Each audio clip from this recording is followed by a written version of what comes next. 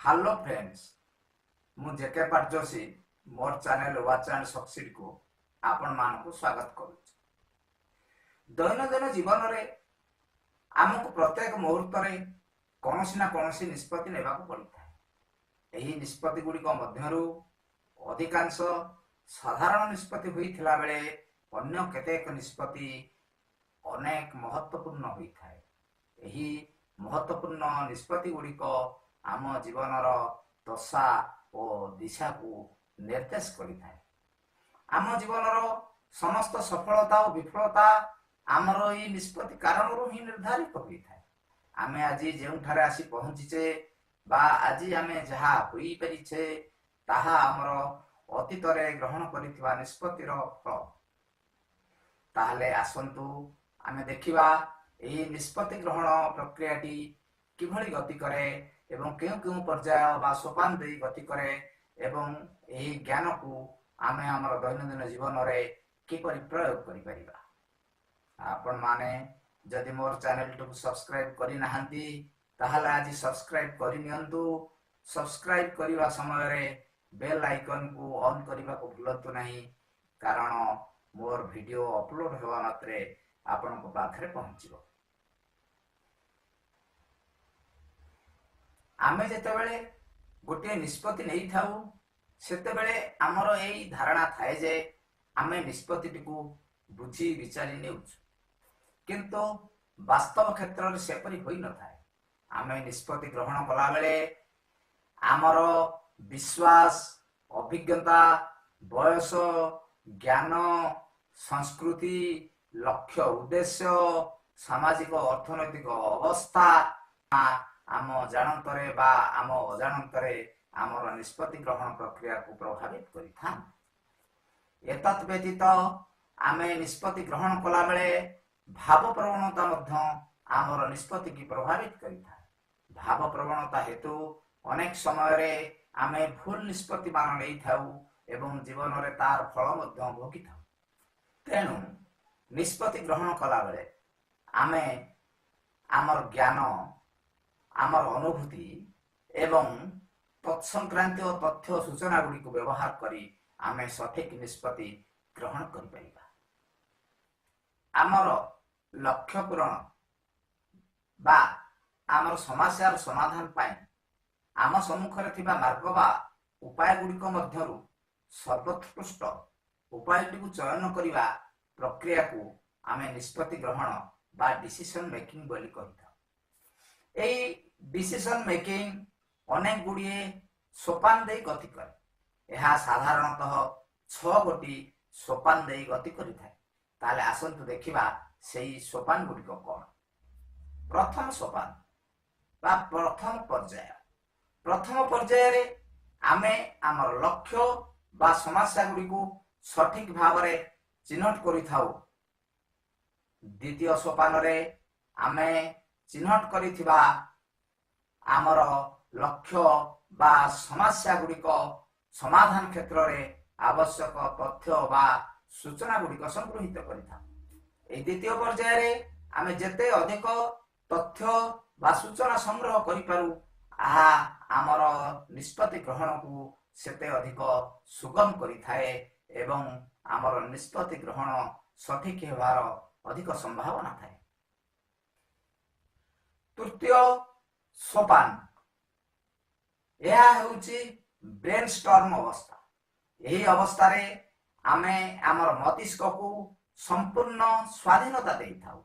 आम आगरे थिबा लक्ष्य बा समस्या गुडीकर समाधान पाई मार्ग बा उपाय गुडी को निरंतर भाव रे भाबिबा बा निरंतर भाव रे चिंता करिबा पाई कि आमे आमर मस्तिष्क को छाड़ी देई थाउ।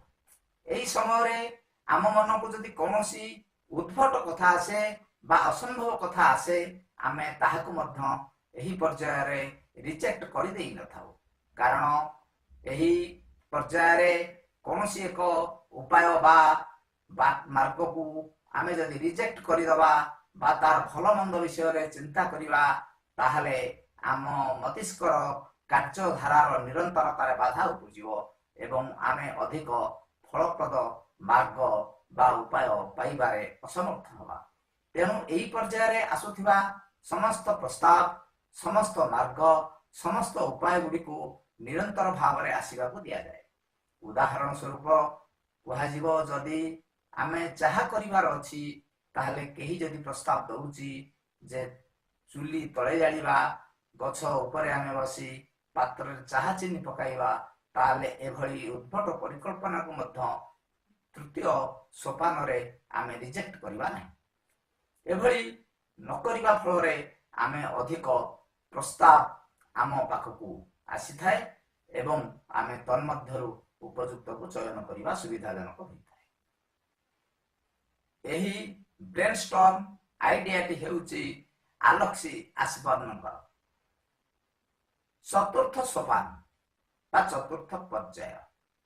ଏହି ପର୍ଯ୍ୟାୟରେ ଆମ ଆଗରେ ଥିବା ସମସ୍ତ ମାର୍ଗ ବା ଉପାୟ ଗୁଡ଼ିକୁ ଆମେ ଟିକିନିକି ପରୀକ୍ଷା ନିରୀକ୍ଷା କରିଥାଉ।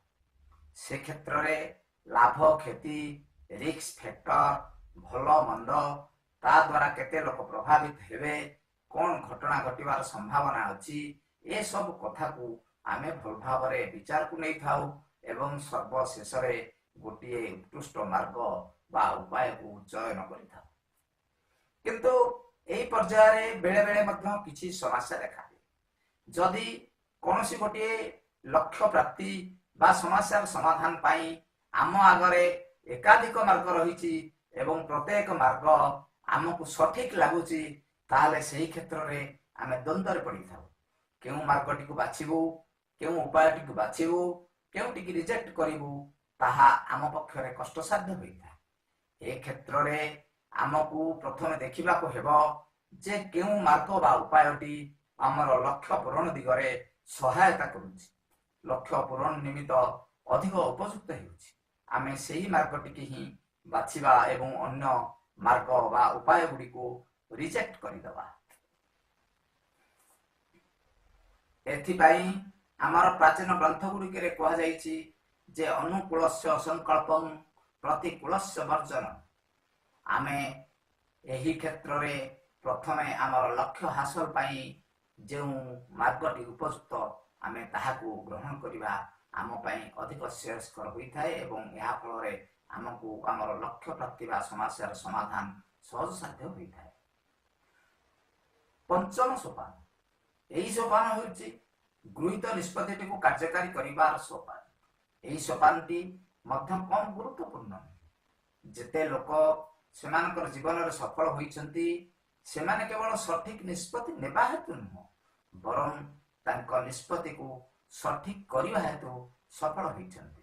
ତେଣୁ ନିଷ୍ପତ୍ତିର କାର୍ଯ୍ୟକାରିତା କ୍ଷେତ୍ରରେ ଆମେ ଯଦି କେଉଁଠି କେମିତି ଛୋଟ ମୋଟ ତ୍ରୁଟି ଗୁଡ଼ିକ ରହିଯାଇଥିବାର ଉପଲବ୍ଧି କରୁ, ତାହେଲେ ନିଷ୍ପତ୍ତି ଗ୍ରହଣ କରିବା କ୍ଷେତ୍ରରେ ରହିଥିବା ତ୍ରୁଟି ଗୁଡ଼ିକୁ ଆମେ କାର୍ଯ୍ୟକାରୀ କ୍ଷେତ୍ରରେ ମଧ୍ୟ କିଛି ଅଂଶରେ ସଂଶୋଧନ କରି ଆମର ଲକ୍ଷ୍ୟ ପ୍ରାପ୍ତି ହେବାରେ ସମର୍ଥ ହୋଇପାରିବା।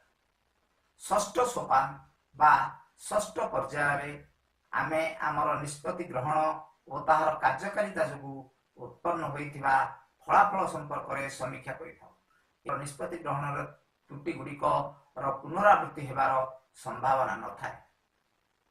ଆମେ ନେଉଥିବା ନିଷ୍ପତ୍ତି ଗୁଡ଼ିକର ଫଳାଫଳ ଭବିଷ୍ୟତରେ କଣ ହେବ, ତାହା କେବଳ ଆମେ ଆମ ପାଖରେ ଥିବା ତଥ୍ୟ, ଆମର ପୂର୍ବ ଅନୁଭୂତି ଏବଂ ଜ୍ଞାନ ଓ କଳ୍ପନା ମାଧ୍ୟମରେ ଅନୁମାନ କରି ନିଷ୍ପତ୍ତି ଗ୍ରହଣ କରିଥାଉ। ତେଣୁ ସବୁ କ୍ଷେତ୍ରରେ ଯେ ଆମ ନିଷ୍ପତ୍ତି ଗୁଡ଼ିକ ସଦାବେଳେ ସଠିକ ହେବ, ଏହାର କିଛି ମାନେ ନଥାଏ। କିନ୍ତୁ ନିଷ୍ପତ୍ତି ଗୁଡ଼ିକ କାର୍ଯ୍ୟକାରୀ କରୁଥିଲା ବେଳେ ଯଦି ଆମେ ଅନୁଭବ କରିବା ସେଥିରେ ଛୋଟ ମୋଟ ତ୍ରୁଟି ରହିଯାଇଛି, ତାହେଲେ ସେହି ସମୟରେ ଆମେ ସେହି ଛୋଟ ମୋଟ ତ୍ରୁଟି ଗୁଡ଼ିକୁ ସୁଧାରି ନେଇ ଆମର ଲକ୍ଷ୍ୟ ପ୍ରାପ୍ତି ଦିଗରେ ମଧ୍ୟ ଅଗ୍ରସର ହୋଇପାରିବା। ବ୍ୟକ୍ତିଗତ ନିଷ୍ପତ୍ତି ଗୁଡ଼ିକ ବ୍ୟକ୍ତିଗତ ସ୍ତରରେ ନିଆଯାଇଥାଏ। ଏହି ନିଷ୍ପତ୍ତି ଗ୍ରହଣ ପ୍ରକ୍ରିୟାରେ ଜଣେ ବ୍ୟକ୍ତି ଜଡ଼ିତ ହୋଇ ରହିଥାଏ, କିନ୍ତୁ କର୍ପୋରେଟ ହାଉସ୍, ବଡ଼ ବଡ଼ ବ୍ୟବସାୟ ସଂଗଠନ, ରାଜନୈତିକ ଦଳ ଏବଂ ସାମାଜିକ ସଂଗଠନ ଗୁଡ଼ିକରେ ନିଷ୍ପତ୍ତି ଗ୍ରହଣ କରାଗଲା ବେଳେ ଏକାଧିକ ଲୋକଙ୍କୁ ତତ୍ସହ ସମ୍ପୃକ୍ତ କରାଯାଇଥାଏ। ଏ କ୍ଷେତ୍ରରେ ଜଣେ ବ୍ୟକ୍ତି ନିଷ୍ପତ୍ତି ଗ୍ରହଣ ନ କରି ଯୌଥ ନିଷ୍ପତ୍ତି ଗ୍ରହଣ କରାଯାଇଥାଏ। ଏ ସବୁ କ୍ଷେତ୍ରରେ ସମସ୍ୟା ଓ ଲକ୍ଷ୍ୟ ବଡ଼ ଏବଂ ଜଟିଳ ହୋଇଥିବାରୁ ଏ କ୍ଷେତ୍ରରେ ଯୌଥ ନିଷ୍ପତ୍ତିର ଆବଶ୍ୟକତା ପଡ଼ିଥାଏ। ଏହି ଯୌଥ ନିଷ୍ପତ୍ତି ଆମର ୱିଜଡମ୍ ଅଫ୍ ମାସେସ୍ ପ୍ରିନ୍ସିପଲ୍ ଉପରେ କାର୍ଯ୍ୟ କରିଥାଏ। ଆପଣମାନଙ୍କୁ ଯଦି ମୋର ଭିଡ଼ିଓଟି ଭଲ ଲାଗିଛି, ଯଦି ଏଥିରୁ କିଛି ଆପଣଙ୍କୁ ଶିକ୍ଷଣୀୟ ଜିନିଷ ମିଳିଛି, ତାହେଲେ ଆପଣ ମୋର ଭିଡ଼ିଓଟିକୁ ଲାଇକ୍ କରନ୍ତୁ, ବନ୍ଧୁମାନଙ୍କ ଗହଣରେ ସେୟାର କରନ୍ତୁ ଏବଂ ଆପଣମାନଙ୍କର ମୂଲ୍ୟବାନ ମତାମତ ଦେବାକୁ ଭୁଲନ୍ତୁ ନାହିଁ। ଧନ୍ୟବାଦ।